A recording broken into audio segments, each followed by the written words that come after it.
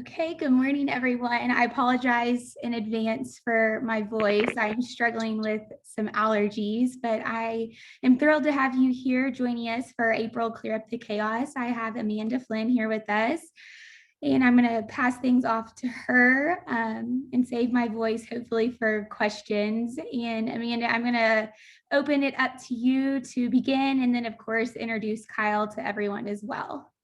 Sure. Thanks, Elizabeth. Good morning, everyone. Happy April.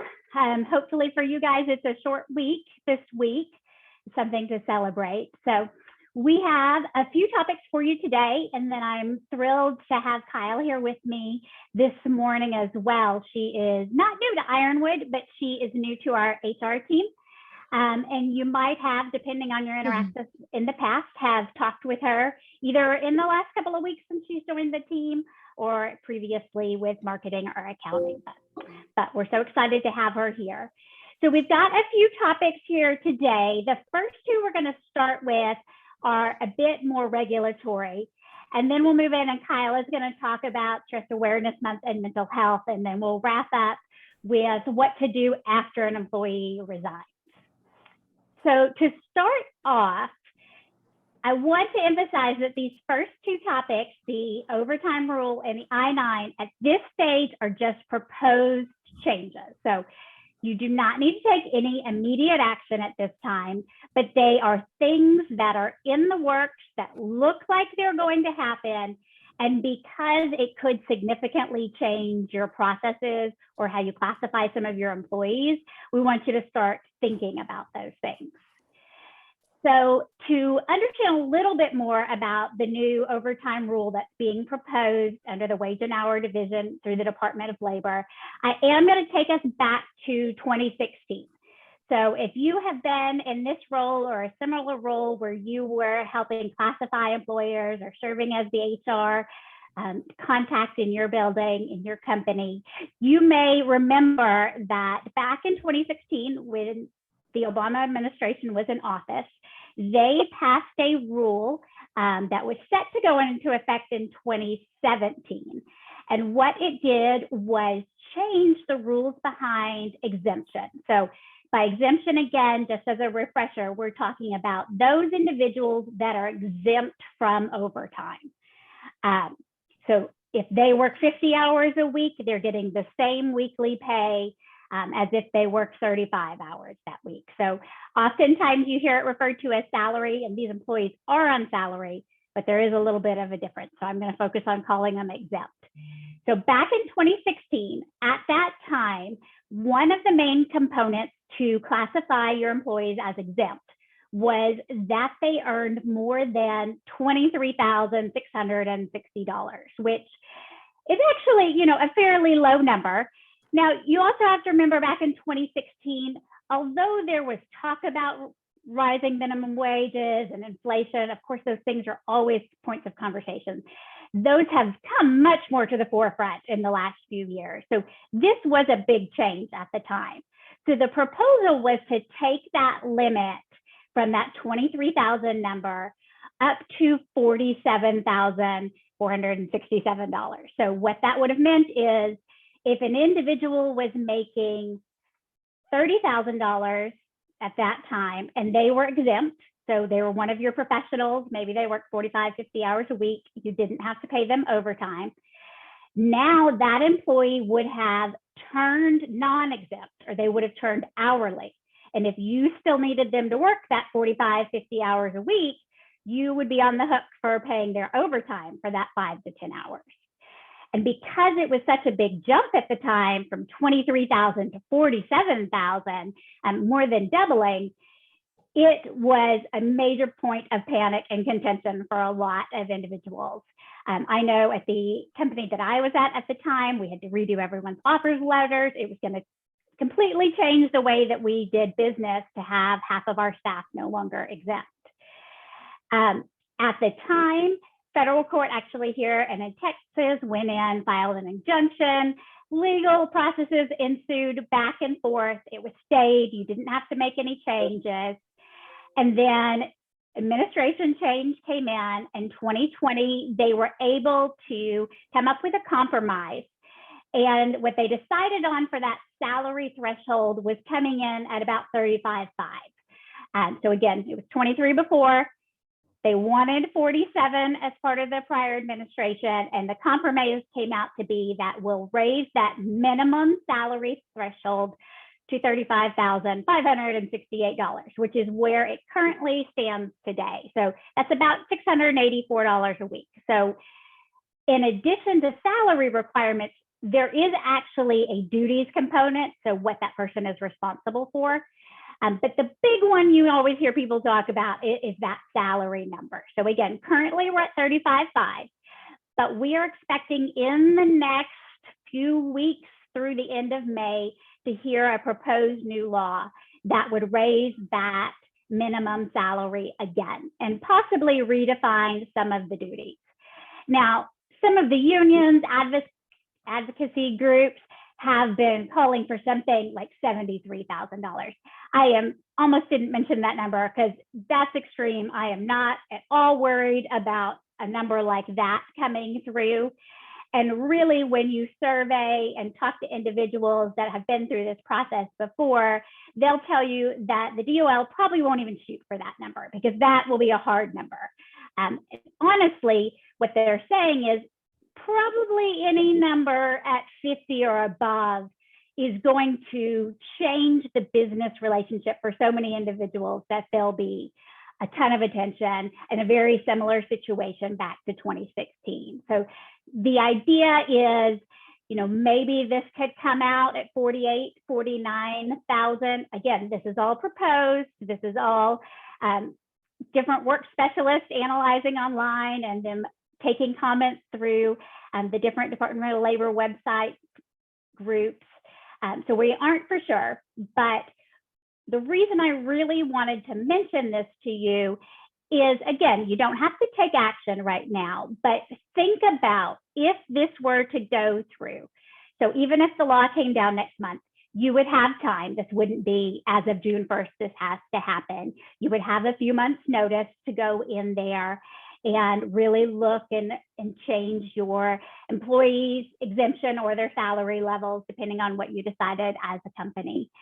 But think about those employees that might be affected in your business if that limit is raised. Again, right now it's at 35.5, so minimum salary for someone to be exempt from overtime.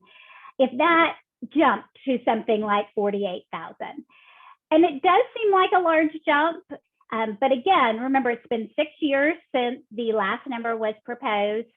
And in that time, as we're all well aware, inflation has changed. The conversations about cost of living wages and labor rights have significantly come to the forefront. So we don't know that it's going to go that high. We expect a salary increase. But I think for planning purposes, think about who would be affected up to that 48, 49 range. Don't start making changes yet, but start having the conversations and the thoughts about what that would look like for you and your business. Could they switch over and be hourly?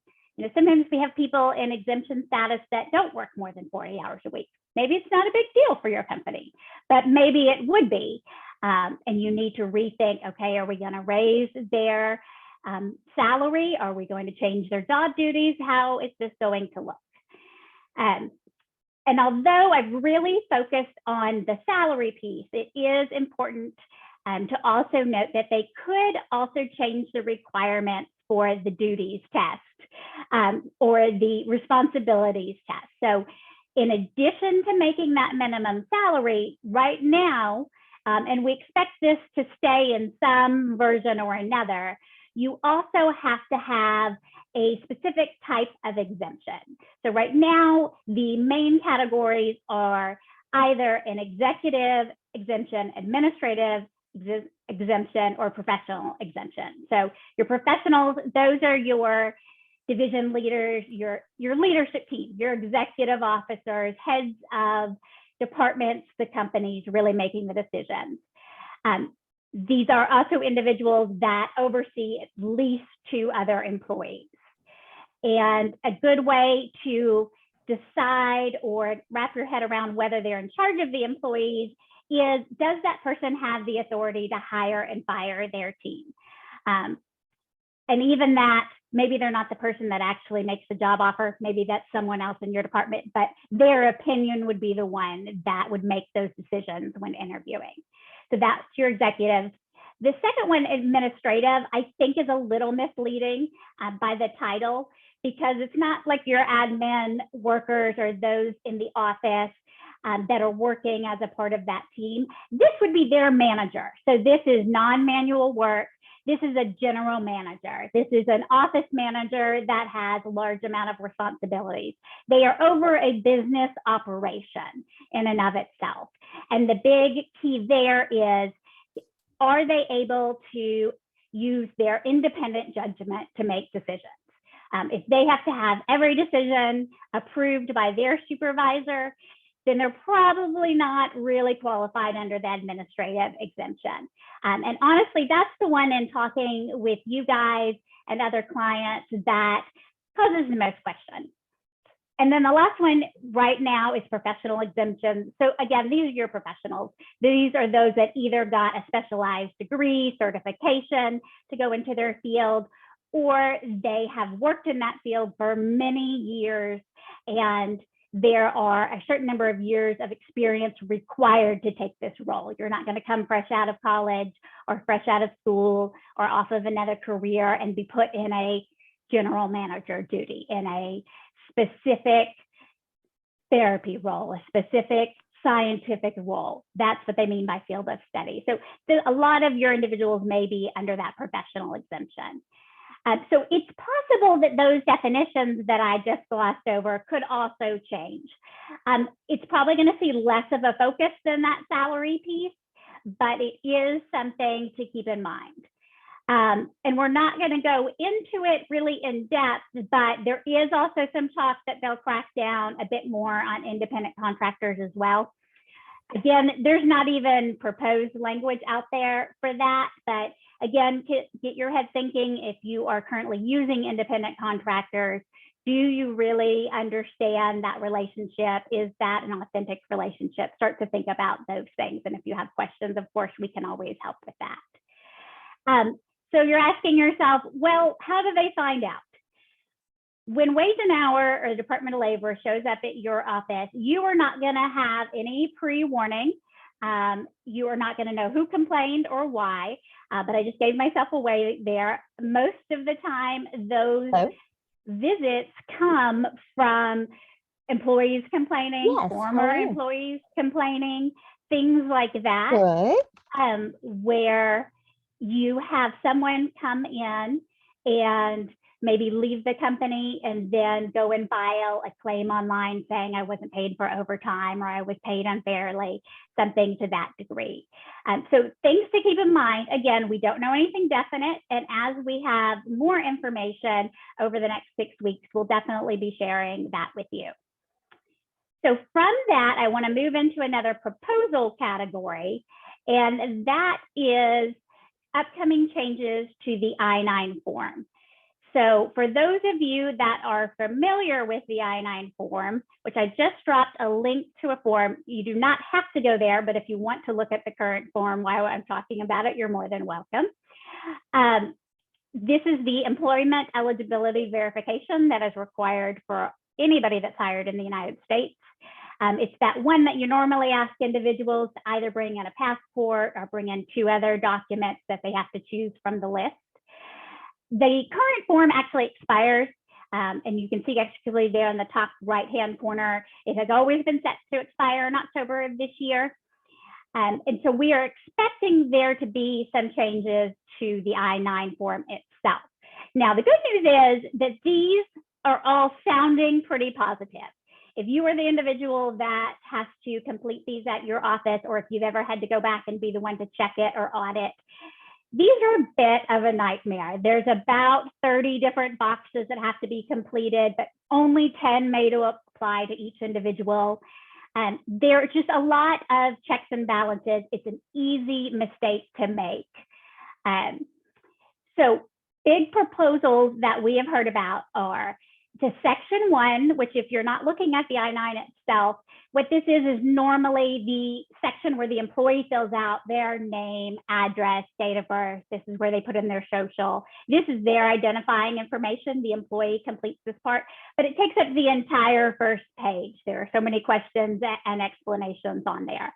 And then you get to page 2, and that's the employer part, where we go in and we write in whatever documentation has been provided for us. So whether, again, that be the passport number and expiration, or driver's license, work authorization card, social security cards. Those are most common, but those aren't all of them. Those 2 pages take up 2 full pages of text for, again, about 10 blanks that end up being filled in. The first proposal is that those 2 sections will be combined and make less explanation and instructions on the page and moving those over to the instruction document, and more of what the individual or the employer actually has to fill out. So compressing that document, 1 less page of the document. And if you're even more familiar with this form, or if you're looking at it, down at the bottom of the second page, standard as you're looking at it printing normally, is also a rehire and re-verification section.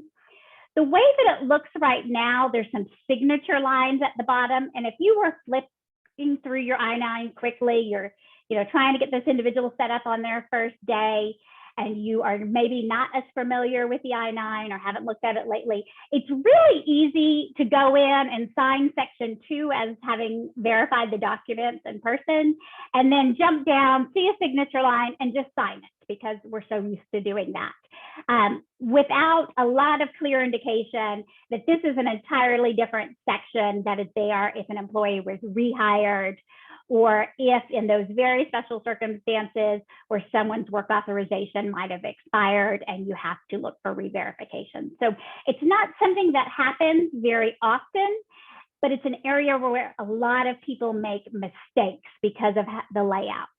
So again, the proposal for this section would be pulling that off of the main Form I-9 entirely. It would be a separate either addendum or supplemental document that you would be able to use if the employee was rehired within a couple of years or you had to re-verify.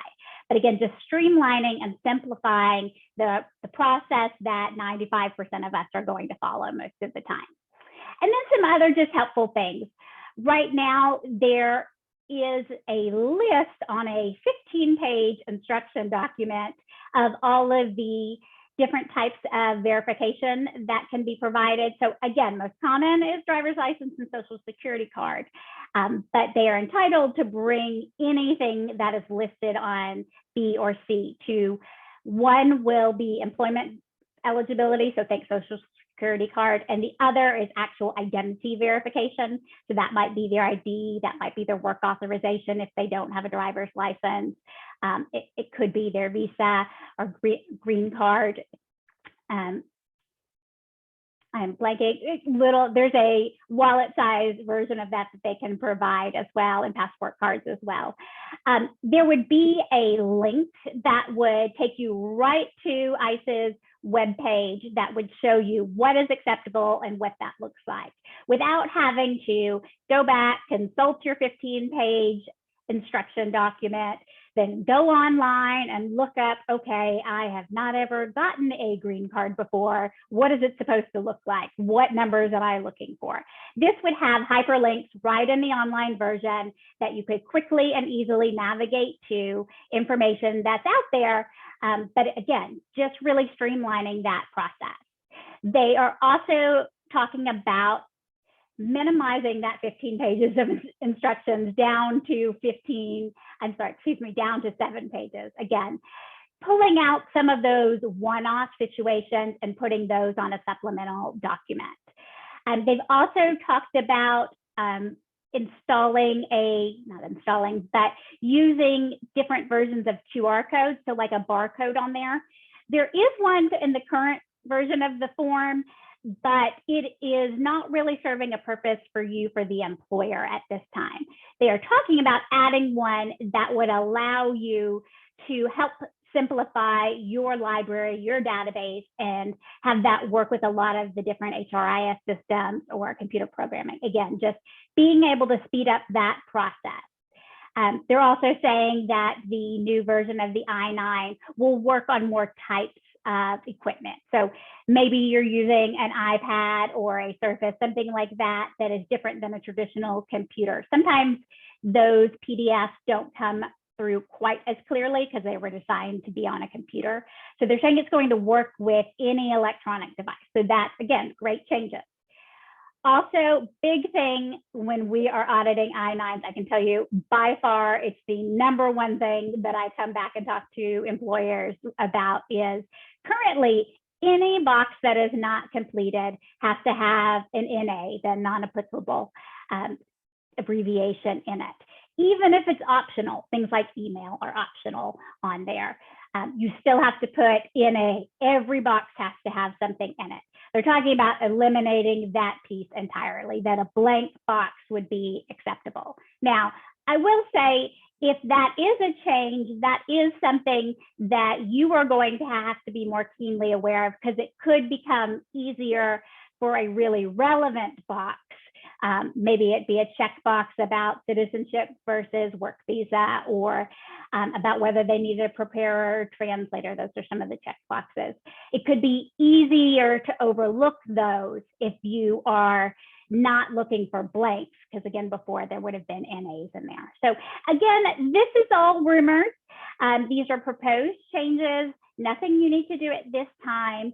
We should get a revised document at least by October, hopefully before then, where we'd be able to talk at it and look at it in advance. If you guys had to go through the new W-4s a few years ago, you'll know what a headache that was to just have to relearn something that you already know how to do. It just puts a little bit of a kink in your onboarding process. And I know you guys are all busy, and this is something that we want to help streamline, and hopefully positive changes will be coming too. So again, proposed changes, we'll have more information for you guys as it comes up. So with that, I am going to hand it over to Kyle, which again, Kyle is new to our HR team, and we're so excited to have her. She's joining us as an HR coordinator. She's not new to Ironwood. She's also worked in marketing, so you might have talked to her in the past. But Kyle is going to be talking to us a little bit more about mental health and wellness. And then hopefully I'll be joining you guys here at the end to talk about resignation. So Kyle, sending it to you. Thank you, Amanda. So I'm going to discuss mental health awareness and how to help your employees.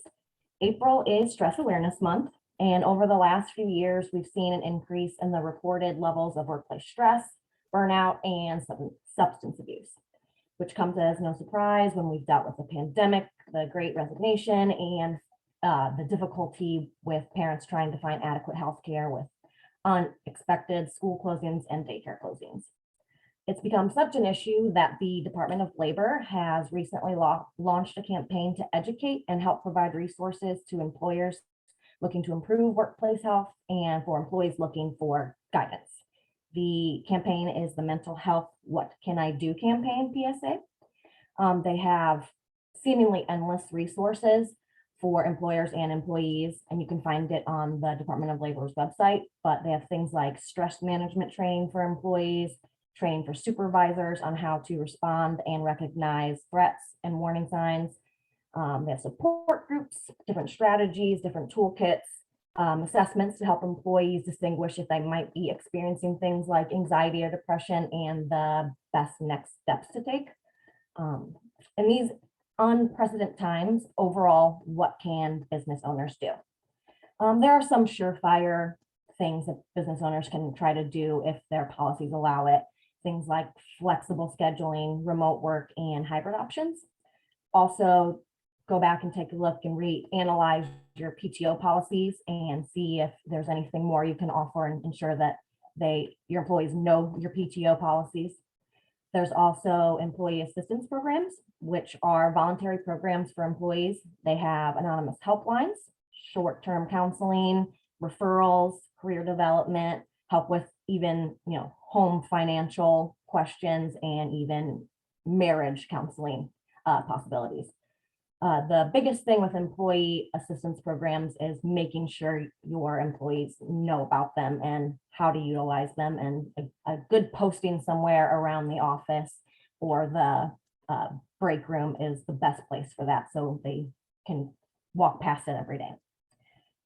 The other things that are very important when dealing with workplace mental health is building skills like empathy.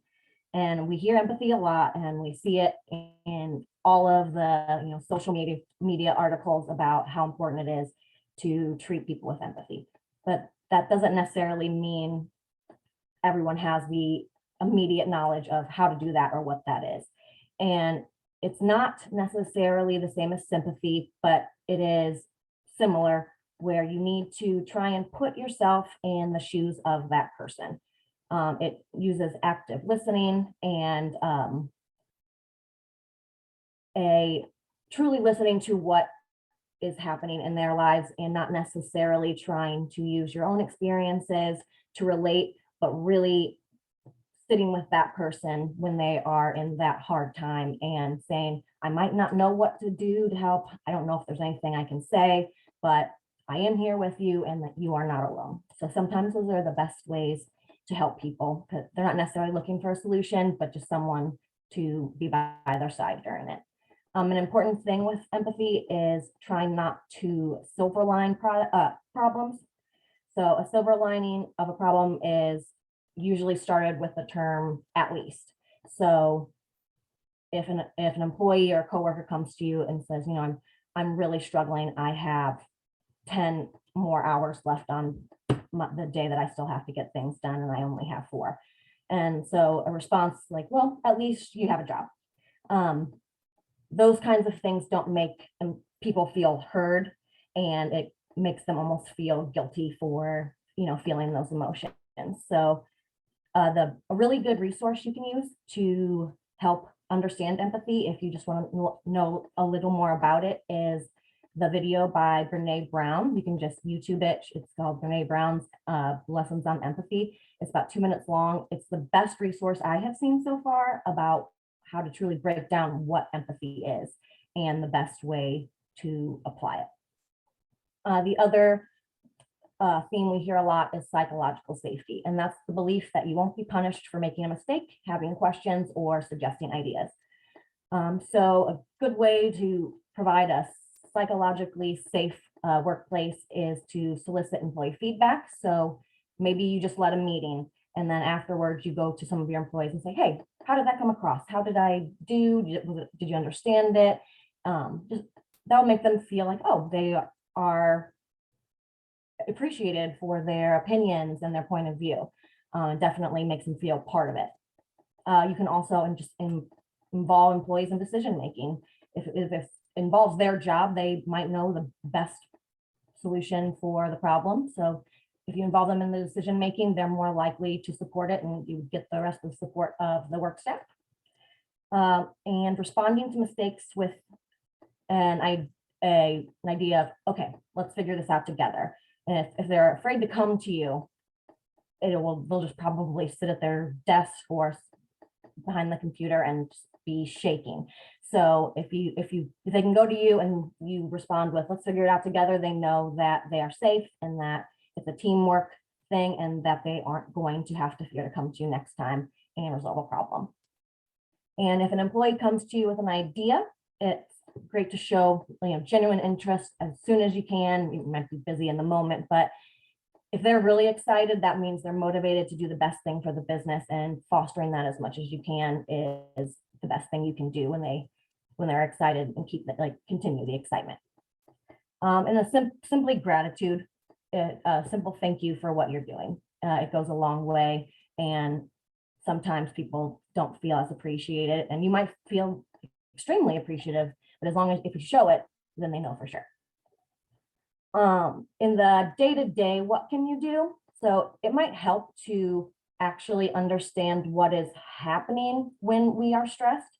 So stress is the cortisol hormone surging through our bodies and warning us that there is an impending threat. So it is a very basic brain function of what is happening that has happened for every existing human so far. That they, I'm sorry, when they feel this cortisol hormone, it is a reaction to fear. So a big surge of it is that emotion you feel when you're in the panic mode. But when you have stress and anxiety, it is actually just a slow, constant drip, almost like a faucet. So it is just this constant, never-ending surge of this one simple hormone. And when you understand that it's just a chemical doing that, and you can actually put that picture in your head, it somehow makes it more manageable. Luckily, there are actual happy chemicals that you can try and create to help beat this cortisol hormone. They are our brain's reward for meeting a survival need. The 4 happy chemicals are dopamine, endorphin, oxytocin, and serotonin. So dopamine is that reward feeling that you get, that feeling when you get something done, when you check something off of your to-do list. Endorphin is pain management, also known as runner's high, and helps make pain a bit more reasonable in the moment. And also it deals with adrenaline. Oxytocin is the feeling of safety with others, bonding, social alliance, and really that one feeling that you get when the feeling of community. And serotonin is the security of social importance, pride, and just that feeling if you're walking across the stage accepting an award, and that pride you feel as you're getting your diploma or your award. And you also can have it for yourself, but you can also have it for others. When you see someone else achieving something great that you care about, that feeling is going to surge as well. Specific examples of what triggers each and how to use them in like the day-to-day workplace would be, for dopamine, it would be like a skills development. So if, let's say you have someone on your staff that is really, really great at PowerPoint. It would be a fantastic idea if the rest of the group could, sitting on a training performed by that employee. So that employee not only feels pride and gets to share their knowledge, but the rest of the team, they've learned something, and that makes them feel, that it's been a good day and that they feel more accomplished. Celebrating milestones like work anniversaries is a big way to get that dopamine surge. And making sure that you do things like checking in with new employees, that specific milestones, like one at the first day, the first week, the month, 6 months, 9 months. It helps spur motivation and revives kind of that burnout feeling. There's also things like you could do a group charity fundraising event. Not only does that have a sense of community and giving and, makes that good feeling, it also, if it's like a competition, they can have the leaderboard of who has raised the most, and that helps not only receive more donations, but also keeps them wanting to keep trying, and a nice friendly competition. To foster an endorphin chemical, the most simple thing you can do is laugh. So if you have a funny meme that you can share with your office, that's the quickest way to make it happen in the team chat. Also, things like fitness challenges are a big way to not only work as a team and improve health for the employees, and it also was a big use of that endorphin. Oxytocin, this is important for remote workers, especially because they have not been able to necessarily feel that sense of community like they used to. So it is important to really try and do things like team lunches, book clubs, and virtual communication boards, where they can show, even they don't have the physical one in front of them, where you can put up pictures of your family or different successes. So if you create a virtual communication board, they can have chats and feel like, really part of the team if they're feeling a little lonely. For the serotonin, you can shout out a team member or employee on social media, give them praise in a team chat, you know, hold a group huddle meeting and go over all the great things everyone's been doing, or programs like an Employee of the Month. Before Ironwood, I had 16 years in restaurant management and primarily a management, or in restaurant industry, primarily a management role. I've also struggled with anxiety a lot in my life, and what I learned in the restaurant industry is especially right now, and until I think last year, it is the industry with the highest rate of substance abuse, and it is usually between construction and the service industry are usually 1 and 2 on the reported most stressed industries. So I have worked a lot with specific methods on how to help my employees, but also help myself. So these are more things that I know work, but you won't necessarily find them on the, you know, the handouts that you're getting given on how to help stress. One thing to take into consideration is sleep work disorder, or shift work sleep disorder. That is when someone works nights, early mornings, or have rotating shifts on their jobs. It's been shown that these people can suffer anxiety and at high rates, and it's always good if you have employees on your staff who do these things to make sure you're checking in with them. One thing that might help is something like blackout curtains, to help their sleep rhythm and make sure they're getting solid sleep each night, because it is a struggle for those employees to get on a good sleep schedule. For onboarding and training, when we did onboarding, we made sure it was always the same person who had the same message, who was very excited about the job, almost like the company cheerleader. They made it very important to discuss the vision and core values, because when employees first starting, getting them to feel like part of the team is the highest priority. So great, sorry, my dogs, I apologize. Things like onboarding websites might really help with this. I'm so sorry. Things like onboarding websites that have things listed like the frequently asked questions and who can help me with this and standard operating procedures.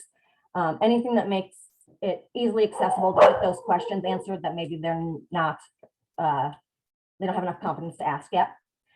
For training, after each training, I had a little celebratory video at the end of every session, and it had that really satisfying giant check mark. And after the training was over, they received a personalized like trading card. This was a younger workforce, so I had to try and be creative and see what would relate to them. So on this little trading card, they had a personalized avatar and what level they were at, and I found that they really enjoyed it. And so just thinking of things like that that might be new and get people excited and feel part of the team ended up being really helpful. Ongoing training to make sure that people are confident to do their job and are given all their best resources is really important.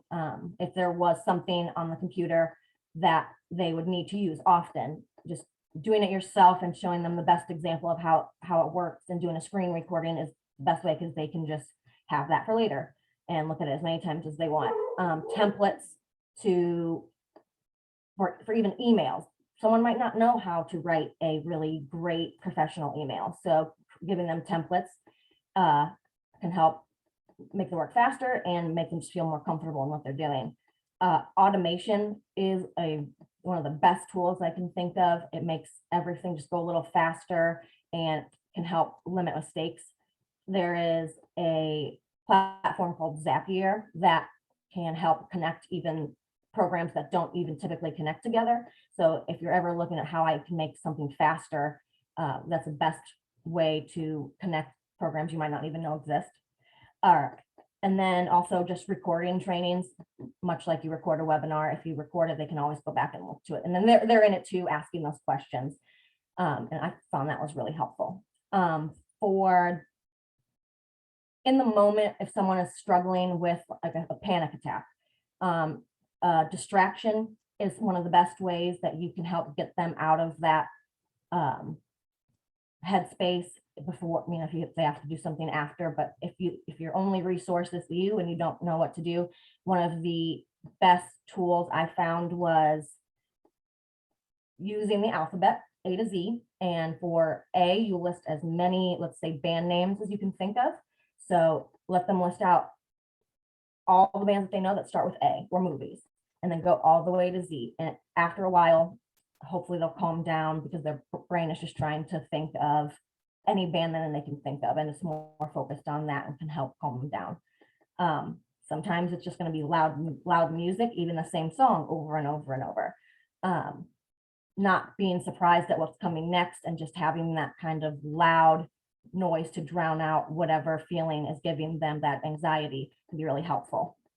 Sometimes when it comes to sleeping, you can turn on something that's kind of monotonous, like with maybe like a Dateline or a History channel, and have it at a very low volume that's just barely audible. And then you can focus on that rather than, those racing feelings. Another resource I used, and I would actually keep copies in my car, is the Anxiety Toolkit by Dr. Alice Boyes.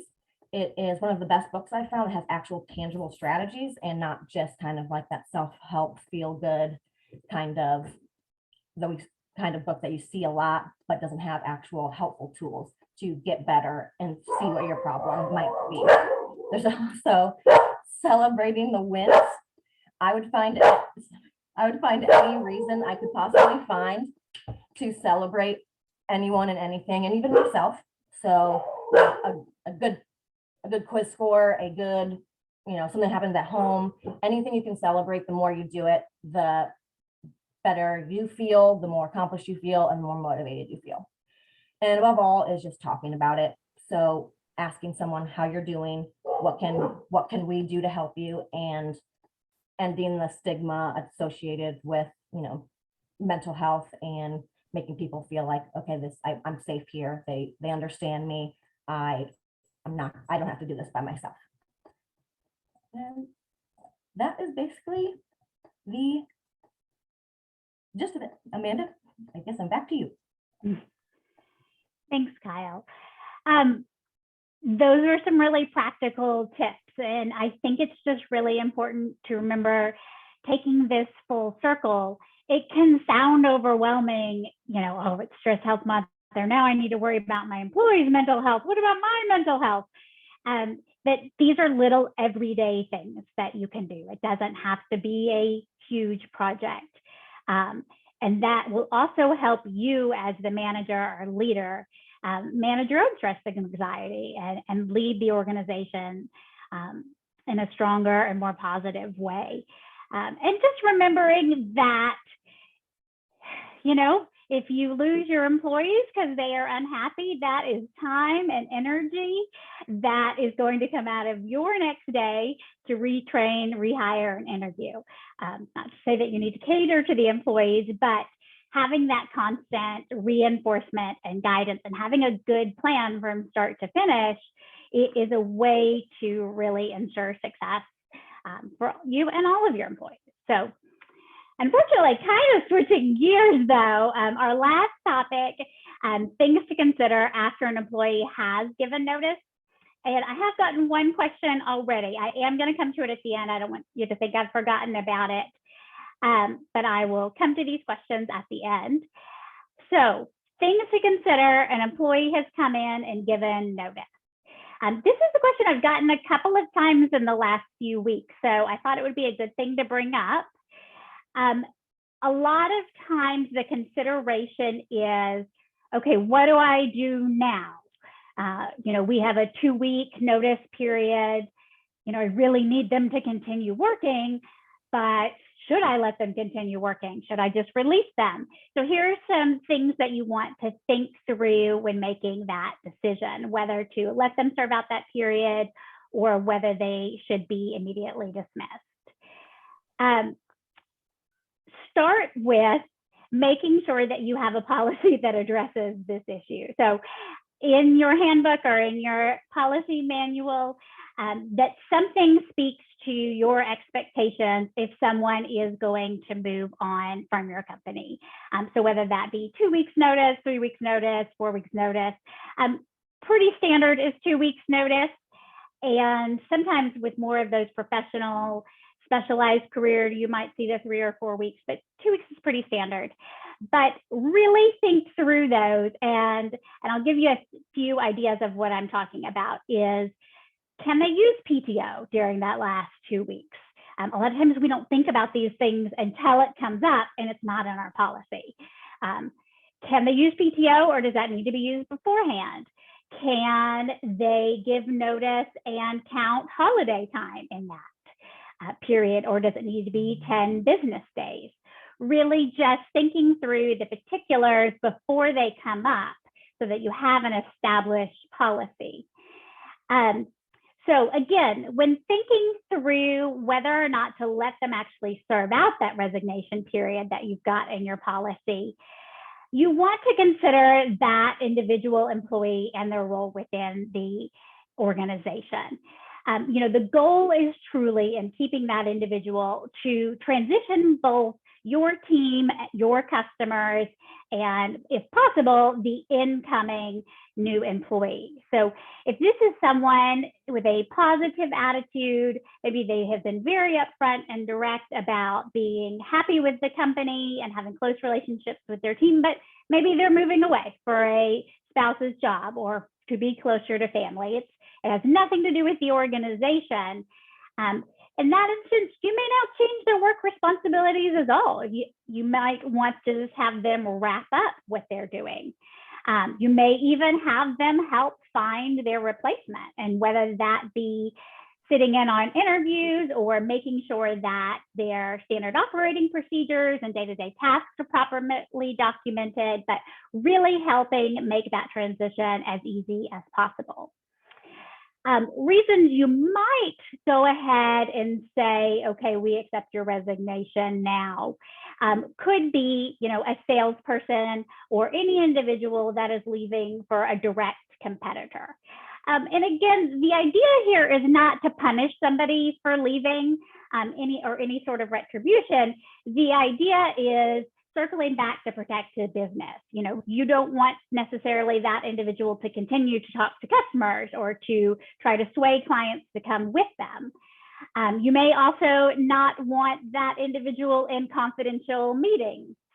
But that doesn't necessarily mean you have to dismiss them. You can reassign them and reallocate them to different types of procedures. Maybe they're not coming to those meetings anymore. Maybe they're not having client interactions, but again, they're focusing on those, writing out those procedures or things that will help the next person. And again, it might be the best choice if there isn't anything that needs to be done to transition. Let's say you already have that procedure clearly laid out, that you decide that you don't want to risk any trade secrets or any more company information, and you do decide to go ahead and release them. That is something that may come up. Another reason you might be considering having that employee go ahead and leave when they resign versus serving the full period is if they're very verbally disgruntled and unhappy. If they are going to just spend 2 weeks trashing the department, the team, the company, and hurting the morale even more than they probably already have, that may be a time where you consider that it's the best for your company, for your department, for your team to go ahead and let that employee wrap up immediately or at the end of the day within a reasonable time period, but that we don't need that anymore, that they are going to be doing more harm than good in staying. And the third main thing that comes up is when that individual is in a very specific, sensitive type role. And by that, I mean something like safety specific. If they are a quality control inspector, or they are responsible for really important matters of safety for the others in your organizations or your clients. If they are giving that notice and essentially checked out, and it could put others in harm or even potentially put them in harm, it would be a reasonable conversation with that individual. Again, not as retaliation, just, we've deemed that we need to move forward in another role for the safety of everyone, and we've decided to wrap up your employment with us. Things to consider with that, whether you decide to keep them or let them go. Again, do you have that policy? Within that policy, here's another key part. Have you clearly stated that you have the right to shorten their resignation period? So meaning they resign, give 2 weeks notice, and that we can say clearly in writing, so they know it's a possibility beforehand, that we may accept that immediately. And that's just a nice fallback policy to not have to potentially feel like you have to pay out that remaining 2 weeks of resignation. I will tell you very honestly, if we were on a call talking through this situation and you are weighing those pros and cons that I just mentioned about a particular employee, I'd hate to pay them 2 more weeks if they're going to be leaving, but they're really awful for morale. I will, again, very honestly tell you, the safest path forward would be dismiss them and pay out their resignation period. And I know that that's not ideal, but especially with someone disgruntled, that it could look like retaliation, or they could have an active complaint against the company. It is better in the long term to just cut your losses, go ahead and pay out the remainder of the period, or maybe you decide they are going to finish out the week, and then maybe the following few days they aren't going to serve. So it could be a hybrid. It doesn't have to be an all or nothing. The safest thing is going to pay out that resignation period. Now, if you have language that helps you reserve the right to accept the resignation immediately, I would be less concerned about them coming back and saying that they were terminated versus resigning. That's really the distinction we're trying to clear up, is that they aren't going to walk away 2 weeks early without pay and go and file for unemployment and claim that they were dismissed when really they came in and resigned. That could potentially come down to your policy when looking at whether they would qualify for unemployment, your policy, or even down to the individual court or judge that you might get on that unemployment case. So it is very individual. That is something that might change from role to role and their state of mind or their actual role within the organization. The least risky thing would be to pay out that notice, or to make sure you have a tight policy that would take this into consideration beforehand. So as we have been talking, we've gotten a couple of questions. The first one was, I was told never to talk an employee out of resigning. What are your thoughts on this? I think it's a really great question.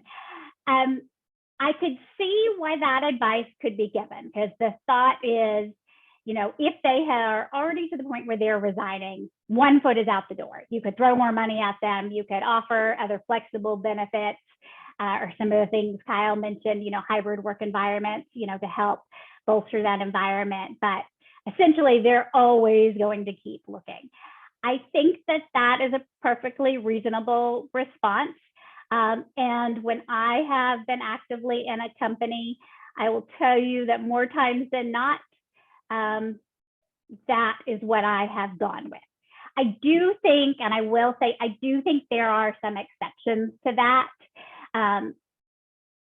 But I would draw the line or make the distinction in, is this a surprise? If someone is coming to you and you have a close relationship and they have mentioned financial trouble. So this is not a surprise, or having trouble getting their kids to school. If there are things that they have shared with you in the past that are causing a hardship to their family that you can directly point to as a reason why they are leaving versus that morale or unhappiness with their job or team, you might be able to work with that employee and keep a key individual that is still positive and happy. that you could work with. And it might be the opposite. Maybe they never asked for those things, and it's an entirely reasonable expectation that they just had never mentioned, and you can work with them. I think you're going to have to make these decisions based on that individual and their relationship with the company. And so you're going to really be leaning on your frontline managers there to get insight into that. You know, it's easy to just say they're all 1 foot out the door, but in theory, you know, there's a cliche I'm going to mess up in the moment that, you know, every employee is one bad day away from taking another job. So anyone could be looking, anyone could be called by a headhunter. That doesn't necessarily mean that they want to leave. Sometimes there are things outside of loving your job that pull you in another direction. And if it's something you can work with and they're a quality employee that adds to your team and provides value, I think it's worth consideration. It does have to be things that you offer that you would allow others to do, or that there's a reason for the individual exception. But I think that there are some exceptions there. Another question comment that we've got is if you only talk them out of leaving without addressing the root cause of dissatisfaction, you've only delayed the problem. If you can address the root cause, then it's okay to ask them to say, oh no, that's great. You guys were actually supporting each other. It was less a question as an answer to that previous, which is essentially what I was touching on. If there is something that you can fix, it's okay to work with that if they are valued and they are in the right mindset and have the right attitude to remain. If it's not something you can fix, if it's money and they come in demanding, you know, a 10% raise and that's just not reasonable, then, you know, I think it's okay at that point to just move on to focusing on the next individual and the next person. But again, this all starts by having a clear policy and setting those expectations. So if you haven't flipped through your handbook lately, or even recently read what your resignation or separation of employment policy is, this would be a really key reminder to go back and see what it actually states. Think about that PTO time, think about holidays and how hard it would be to fill that role. 2 weeks is not a lot of time anyway. If the office is closed down one of those days, or the employee has a week of vacation in that time, and they could be somebody vital to the transition of the next person, that could definitely impact your business in a negative way. And it might be time to look at revising that policy. So those are just a few things to keep in mind. Like I said, it's a very particular situation that we would probably want to talk through if you're having any doubts for those key performers, and we're always happy to do that. And work through all the different considerations and ramifications of what could happen either way. So with that, that's the end of what I've got today, unless we have gotten any more questions. I'm not seeing any in the chat. No other questions. Y'all did great, Amanda and Kyle. I appreciate it. And again, sorry for my voice today, but I will send up the follow-up link to everyone later today or tomorrow. And I wish y'all a great week. Thanks, guys. Thanks, Elizabeth.